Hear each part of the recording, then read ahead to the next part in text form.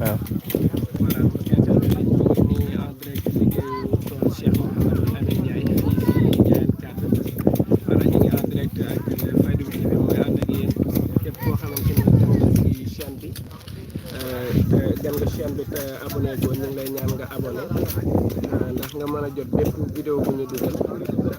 en plus nga partagé lien bi tamit am ñoo xamante ni am peut-être chaîne bi dina leen amal soxla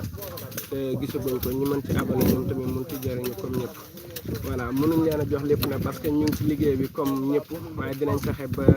ànd ak yéen ci lu gën a bëree bëri ànd ak yéen ci temps fort yi incha allah allez jaa ngeen jëf.